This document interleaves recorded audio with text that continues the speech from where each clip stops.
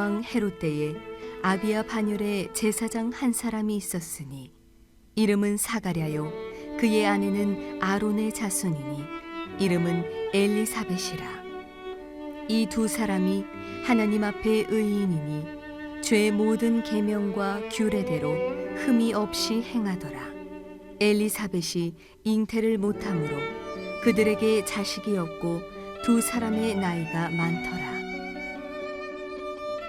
마침 사가랴가 그 반열의 차례대로 하나님 앞에서 제사장의 직무를 행할세.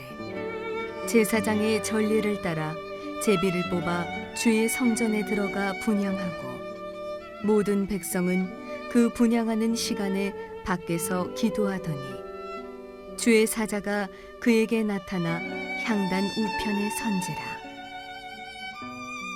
사가랴가 보고 놀라며 무서워하니 천사가 그에게 이르되 사가랴여 무서워하지 말라.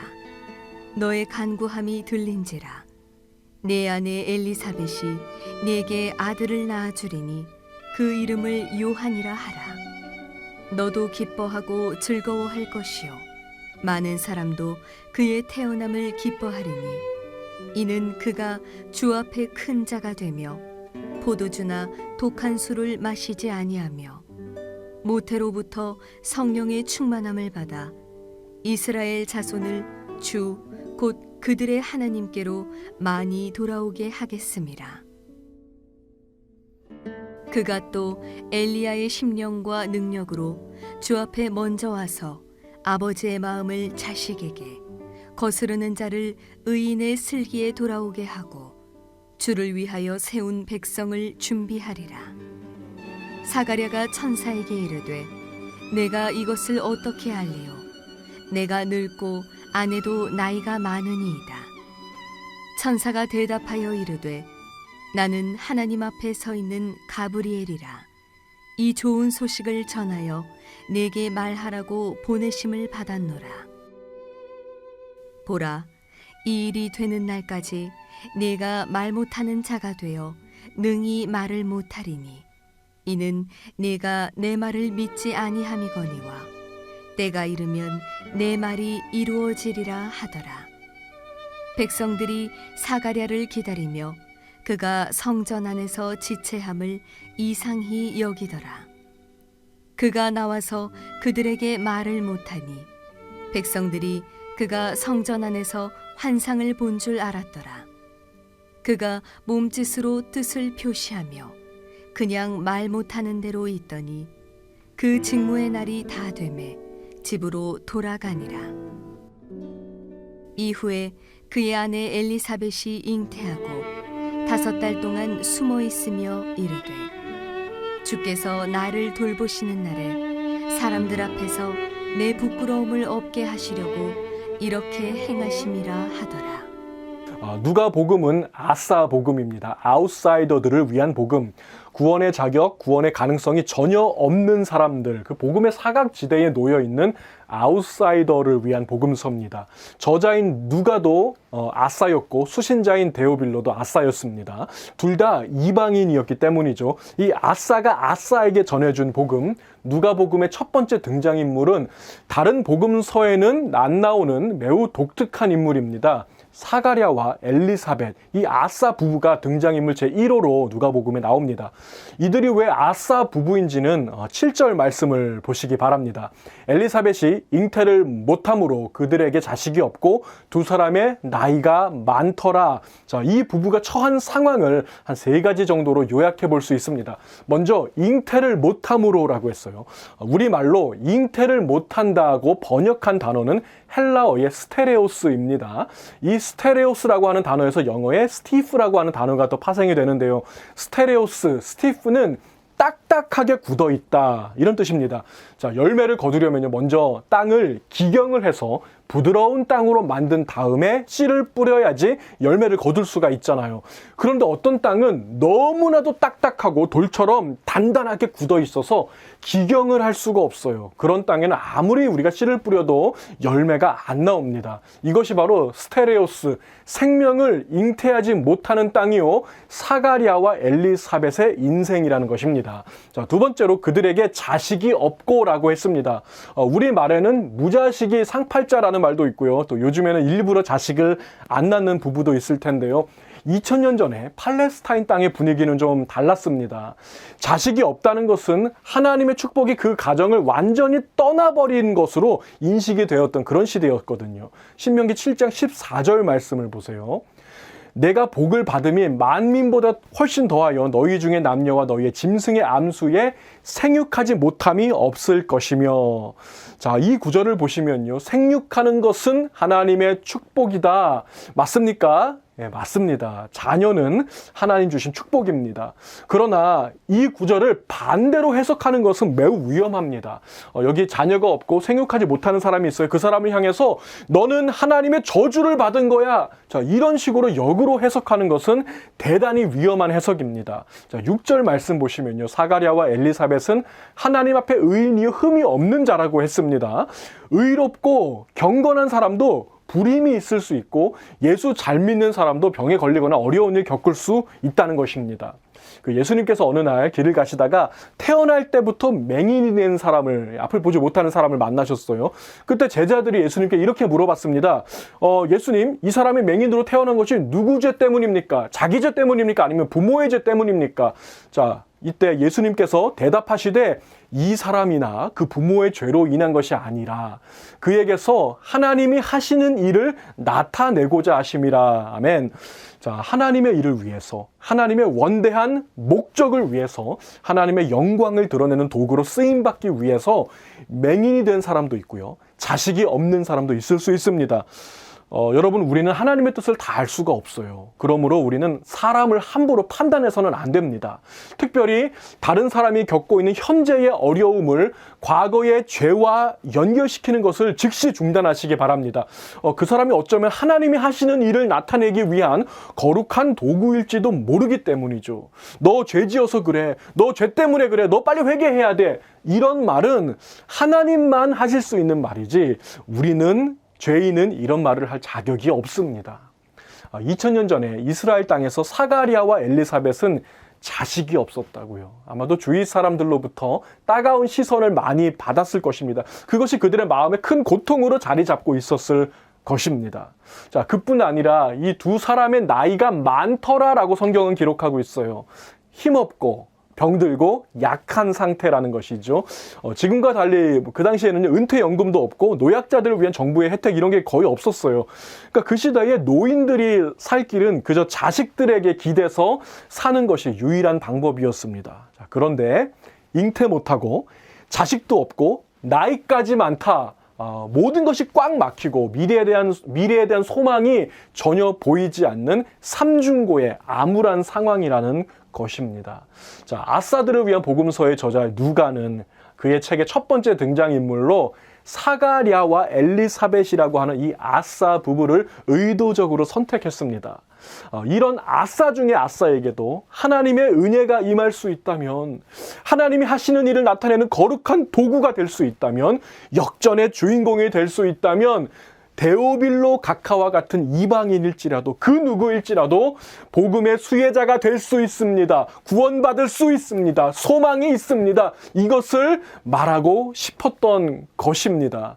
주 안에서 사랑하는 우리 성도 여러분, 여러분들 중에는 잉태하지 못하는 엘리사벳과 같은 분이 계실지 모릅니다. 자식이 없고 나이가 많은 분도 있을 것입니다. 혹시 나이가 젊더라고 하더라도 사방이 정말 꽉 막힌 것처럼 소망이 보이지 않고 미래가 보이지 않는 어려운 상황에 놓이신 분들도 있을 것입니다. 자, 그와 같은 사람들에게 소망을 주시기 위해서 예수님이 오셨습니다. 크리스마스를 앞두고 4주 동안의 기간을 가리켜서 대강절이라고 합니다. 지금이 이제 대강절 기간인데요.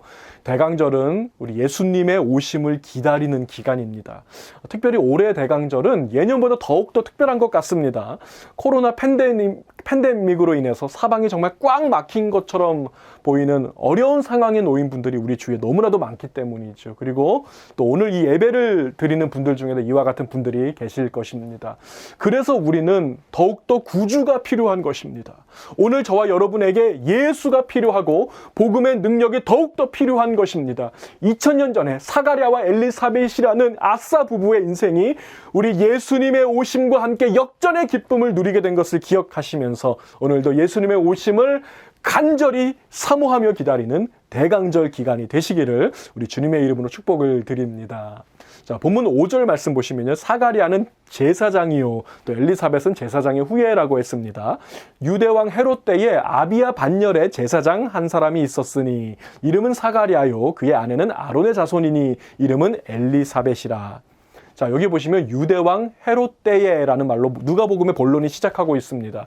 헤롯은 로마 황제의 허락을 받고 유대 땅을 임시적으로 다스리던 분봉 왕이었습니다. 한마디로 인사이더라는 것입니다. 대단히 성공한 것처럼 보이죠. 그러나 하나님의 관심과 하나님의 시선은 인사 헤롯이 아니라 아웃사이더 사가랴와 엘리사벳을 향하고 있었어요. 이 사가랴는 제사장 중에서도 아비야 반열의 제사장이라고 했습니다.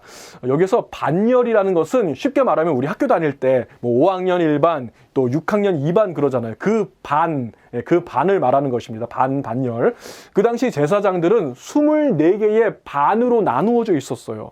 한 반에 몇 명이 있을까요? 우리 예전에는 뭐 60명, 50명, 30명 그랬는데, 자, 24개의 제사장 반은 한 반에 대략 1000명씩입니다. 그러니까 엄청나게 많은 숫자죠.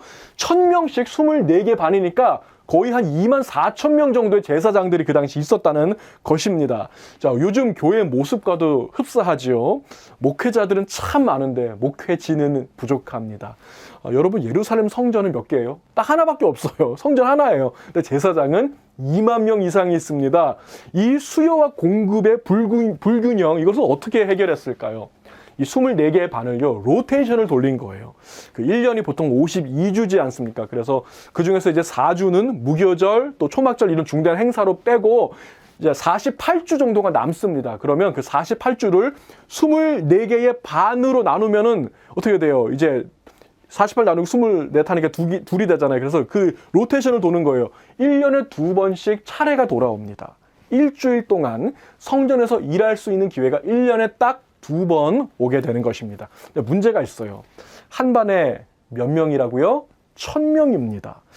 성전에서 일할 제사장은 몇 명 안 필요해요. 어떤 학자는 2명이 필요하다. 어떤 학자는 3명이다. 뭐 여러 견해가 있는데 더 많이 필요하지는 않았습니다. 왜냐하면 또 레위인들이 옆에서 도와주는 사람들이 있었기 때문에 제사장은 사실 2-3명이면 충분했거든요. 1년에 딱 2번 기회가 있는데 1000명 중에 2명만 뽑히는 것이라면 여기에 뽑히는 것은 엄청난 영광인 것입니다. 뭐 평생 단 한 번도 뽑히지 않는 제사장이 수두룩했어요. 자, 뽑을 때는 어떻게 뽑았냐면 제비로 뽑게 되는데 이 제비 뽑기에 누가 당첨이 되었습니까? 우리 불쌍한 사가랴가 당첨이 된 것입니다. 자, 8절과 9절 말씀 보세요.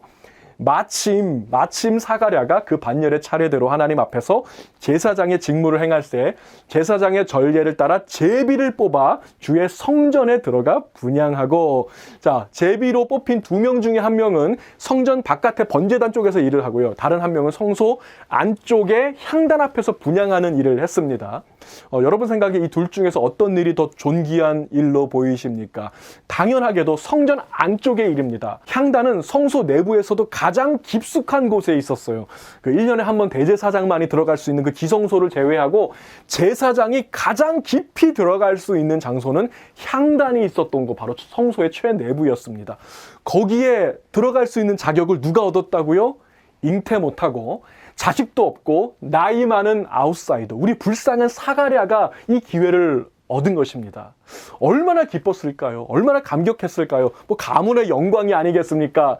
하나님께서 나에게 자식은 안 주셨지만 죽기 전에 성소의 향단 앞에 서게 해주시는구나. 뭐 무한 감격하면서 정말 정성 다해서 그 일을 감당하던 중에 아주 깜짝 놀랄 일이 생깁니다. 자, 11절부터 어떤 일이 있었는지 제가 읽어보겠습니다. 주의 사자가 그에게 나타나 향단 우편에 선지라. 사가랴가 보고 놀라며 무서워하니 천사가 그에게 이르되 사가랴여 무서워하지 말라. 너의 간구함이 들린지라. 내 아내 엘리사벳이 내게 아들을 낳아 주리니 그 이름을 요한이라 하라. 자, 성전에 그 향단 앞에 선 것도 엄청난 영광인데 갑자기 하나님의 천사가 그 앞에 나타난 것입니다. 너의 간구함이 들린지라. 하나님께서 너의 기도를 들으셨으면 이제 응답해 주시리라는 것입니다. 뭐 사가랴 일대 뭐 최고의 순간이 아니겠습니까? 여러분, 사가랴와 엘리사벳이 드린 기도가 있어요. 어떤 기도였을까요? 뭐 세계 평화 뭐 이런 기도였을까? 그런 거 아니고요. 평범하고 지극히 개인적인 기도였습니다. 아브라함과 사라에게 그 아들 이삭을 주신 것처럼, 엘가나와 한나에게 아들 사무엘을 주신 것처럼 자식을 달라는 기도였을 것입니다. 자, 이 기도가 응답되었다는 것입니다. 내 아내 엘리사벳이 내게 아들을 낳아 주리니 그 이름을 요한이라 하라. 자, 이후의 이야기 너무 기니까 제가 두 가지로 좀 간략하게 정리해 봤습니다. 본문에서 기도에 대한 두 가지 교훈을 살펴볼 수가 있는데요. 첫 번째로, 우리의 기도는 하나님의 역사를 이루는 중요한 재료라는 것입니다. 자, 사가랴와 엘리사벳의 기도는 지극히 개인적인 기도였어요. 그냥 아들 달라는 것이었죠. 그런데 하나님께서는 지극히 개인적인 기도를 사용하셔서 위대한 일을 이루시는 분입니다. 장차 태어날 이 아이는 많은 사람을 주께로 돌아오게 할 것이며 주의 백성들이 그 메시아를 맞이할 준비를 하게 할 그런 중요한 인물이라는 것이죠. 19절 보시면요, 이 가브리엘 천사가 말하기를 이 좋은 소식을 전하여 내게 말하라고 보내심을 받았노라 라고 말하고 있습니다. 여기에서 말하는 좋은 소식은 유앙겔리온, 굿뉴스, 복음입니다. 자, 장차 태어날 이 아이는 예수 그리스도의 오심을 준비하는 자가 되어서 수많은 사람들을 구원의 길로 이끄는 위대한 복음의 전령이 될 것이다. 바로 이 복음의 메시지를 증거하고 있는 것입니다. 주 안에서 사랑하는 우리 성도 여러분, 하나님은 여러분이 드리는 개인적인 기도를 사용하셔서 위대한 일을 이루시는 분입니다. 여러분의 기도가 하나님의 역사를 이루는 중요한 재료가 될 것입니다. 이 사가랴는 그저 아들을 달라고 기도했을 뿐이지만 하나님께서는 그 평범한 기도를 구원의 도구로 사용하셨습니다. 하나님께서는 여러분의 기도를 사용하기 원하십니다. 여러분의 기도에 오늘도 신실하게 응답하심으로 그분의 섭리와 그분의 역사를 이루어 가십니다. 여러분이 기도할 때 그 기도가 가장 개인적이고 퍼스널한 기도일지라도 기도하는 자만이 하나님의 원대한 섭리에 동참할 수 있게 되는 것입니다. 우리가 이제 한 달 후에 이제 새해를 맞이하면서 새해 첫 주 한 주 동안 특별 새벽 기도의 특세를 좀 가지려고 합니다. 기도로 하나님이 하시는 일에 동참하는 저와 여러분이 되었으면 합니다. 여러분의 기도를 통해서 놀라운 일들을 이루실 것을 기대하시기 바랍니다. 자, 그런가 하면 이제 두 번째로 우리가 살펴볼 것은요, 기도했으면 응답을 기대하라는 것입니다. 기도했으면 기대하라. 자, 사가랴는 분명히 기도했습니다. 아들 달라고. 뭐 일생일대의 기회를 얻어서 성전 최내부에 향단 앞에 들어가고 천사까지 만나고 하나님이 기도의 응답으로 아들을 주신다는 이 응답의 말까지 들었음에도 불구하고 사가랴는 그게 안 믿어졌어요. 누가복음 1장 18절과 20절 말씀 보세요. 사가랴가 천사에게 이르되 내가 이것을 어떻게 알리요? 내가 늙고 아내도 나이가 많으니이다. 보라, 이 일이 되는 날까지 내가 말 못하는 자가 되어 능히 말을 못하리니 이는 내가 내 말을 믿지 아니함이거니와 때가 이르면 내 말이 이루어지리라 하더라. 자, 사가랴가 믿지 않았기 때문에 어떻게 됐어요? 아들이 태어나기 전까지는 말을 못하는 자가 되었다는 것입니다. 기도는 하는데 기도 응답이 될 것을 전혀 기대하지 않는 분들이 있습니다. 사도행전 12장에 보시면요, 베드로가 이제 감옥에 갇혔을 때요, 예루살렘 교회 성도들이 베드로를 위해서 간절히 기도했다고 성경은 말하고 있습니다. 이에 베드로는 옥에 갇혔고 교회는 그를 위하여 간절히 하나님께 기도하더라. 그 기도의 응답으로, 성도들의 기도의 응답으로 천사가 나타나서 그 베드로 쇠사슬 풀어주고 베드로가 감옥에서 나오게 되죠. 곧바로 성도들이 모여 있었던 그 마가의 다락방으로 달려갔습니다. 마가라 하는 요한의 어머니 마리아의 집에 가니 여러 사람이 거기에 모여 기도하고 있더라. 자, 이 마가의 집은 굉장히 컸어요. 120명 이상이 들어갈 수 있는 큰 집이었어요. 예루살렘 교회의 굉장히 중심적인 그런 집이었습니다. 많은 성도들이 여전히 계속해서 기도하고 있었다는 거예요. 베드로를 도와달라고. 자, 13절부터 보세요. 베드로가 대문을 두드리는데 로데라 하는 여자아이가 영접하러 나왔다가 베드로의 음성인 줄 알고 기뻐하여 문을 미처 열지 못하고 달려 들어가 말하되 베드로가 대문 밖에 섰더라 하니 그들이 말하되 네가 미쳤다 하나 여자아이는 힘써 말하되 참말이라 하니. 자, 로데라고 하는 여자아이 하나만 믿었다고요. 사람들은 뭐라고 했습니까? 너 미쳤구나. 야, 베드로가 감옥에서 어떻게 나오니? 아니, 기도했잖아요. 예루살렘 교회 성도들은요, 기도만 했지 그 기도가 진짜로 응답될지는 믿지 않았다는 것입니다. 자, 예전에 서울의 강남에 있었던 어떤 교회에서 있었던 일입니다. 그 교회가 5층짜리 상가 건물에 들어가 있었고 그 교회 바로 옆에 건물이 나이트클럽이 있는 건물이었어요. 저녁만 되면 뭐 수요 예배, 금요 예배, 주일 저녁 예배 시간이 되면 너무너무 시끄러운 거예요. 댄스 음악을 얼마나 크게 틀어놨던지 너무 시끄러워서 예배가 방해가 될 정도로 크게 들리는 것입니다. 그래서 온 성도들이 기도하기 시작한 것입니다. 주여, 저 나이트클럽이 문을 닫게 해 주시옵소서. 얼마나 기도했는지 몰라요. 자, 그러던 어느 날 그 나이트클럽에 불이 난 거예요. 불이 나서 진짜로 문 닫았습니다. 자, 그 나이트클럽 사장이 그 교회를 찾아왔어요. 당신들이 날마다 우리 가게, 우리 나이트클럽 문 닫게 해달라고 기도했지. 그 기도 때문에 불난 거라고 따지려고 온 거예요. 자, 그 교회 목사님하고 장로님들이 뭐라고 대답을 했을까요? 아니, 진짜 문 닫게 될 줄은 몰랐어요. 우리 그냥 기도만 한 거예요. 기도만. 불난 건 우연히 불난 거지 기도 때문에 불난 거 아니에요. 자, 여러분 여기서 누가 기도의 응답을 믿었습니까? 나이트클럽 사장은 믿었어요. 근데 그 교회 목사님하고 장로들은 믿지 않았다는 것입니다. 주 안에서 사랑하는 우리 성도 여러분, 기도하셨습니까? 그렇다면 기대하시기 바랍니다. 하나님께서 반드시 응답하실 것을 기대하시고 주님의 오심을 기다리십시오. 기도만 하고 기대하지 않는다면 그것은 기도의 반만 한 것입니다. 반드시 응답하실 것을 믿으시기 바랍니다. 진리라고 하는 찬양의 2절 가사를 잠시 소개해 드립니다. 반드시 기도 응답하신다. 반드시 기도 응답하신다. 때론 나의 뜻과 다른 길이라도 반드시 기도 응답하신다. 아멘. 자, 때론 내가 원하는 응답과는 다른 길이라도 우리 주님께서 반드시 그 기도에 응답하실 것을 믿으며 주님의 오심을 기대하고 기다리는 저와 여러분들 다 되시기를 우리 주님의 이름으로 축복을 드립니다. 기도하시겠습니다. 사랑과 은혜가 풍성하신 하나님 감사합니다. 오늘 누가복음 본론 시작하면서 누가가 소개하고 있는 첫 번째 아웃사이더들을 만납니다. 우리 사가랴와 엘리사벳의 모습에서 우리의 모습, 바로 나의 모습을 발견합니다. 잉태하지 못하고 자식도 없고 나이 많아 늙은 이들의 모습 가운데 너무나도 어려운 환경 가운데 있었던 아버지 두 사람을 바라봅니다. 우리의 모습 바라봅니다. 그러나 우리의 삶에 우리 주 예수께서 강림하실 때, 주님을 만날 때 그것이 역전이 되고 오히려 축복이 되고 복이 될 것을 기대합니다. 우리가 또 기도할 때에 기도만 하고 주님의 응답을 기대하지 아니하는 어리석음을 범하지 말도록 우리들을 붙잡아 주시고 우리 연약함을 도와주시옵소서. 기도한 대로 응답되진 않을지라도 때론 나의 뜻과 다른 길이라도 반드시 그 기도에 신실하게 응답하시는 하나님을 잠잠히 바라보며 기대할 수 있는 믿음의 사람들 되게 인도하여 주시옵소서. 우리 코로나 팬데믹 가운데 정말 사방이 꽉 막힌 것처럼 어려움을 겪고 있는 성도들이 있습니까? 우리 주님께서 개인적으로 찾아가 주셔서 그들의 마음을 어루만지시고 위로하시며 십자가 사랑 보혈의 능력으로 덮으시는 주님의 터치하심이 우리 성도들 가정가정마다 있게 하여 주시옵소서. 감사하며 우리 주 예수님의 이름으로 간절히 기도하옵나이다. 아멘.